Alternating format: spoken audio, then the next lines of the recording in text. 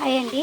ఈరోజు అయితే మన వెంకటరత్న యూట్యూబ్ ఛానల్లో ఆలూ ఫ్రై అది సింపుల్గా టేస్టీగా ఈజీగా ఎలా తయారు చేయాలో చెప్తాను.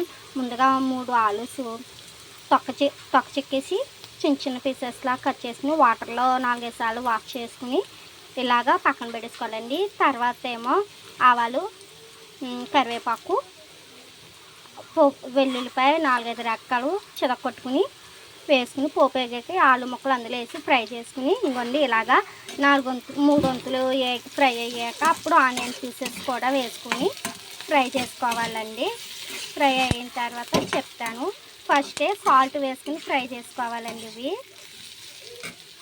ఇంకొండి ఇలాగా ఫ్రై అయిపోయినాయి మన ఆలు పీసెస్ అన్నది ఇలా కంప్లీట్ ఫ్రై అయ్యాక కారం అండ్ కరివేపాకు పొడి ఈ 2 వేసుకుంటే మన ఫ్రైకి మంచి కలరు అండ్ మంచి టేస్ట్ ఎమ్మీగా ఉంటుందండి. మీరు ఒకసారి ట్రై చేసేయండి.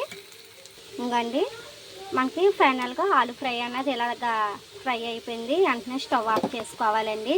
ఈ వీడియో మీకు నచ్చిందా అయితే లైక్, షేర్, సబ్స్క్రైబ్ చేయండి. Thanks for watching.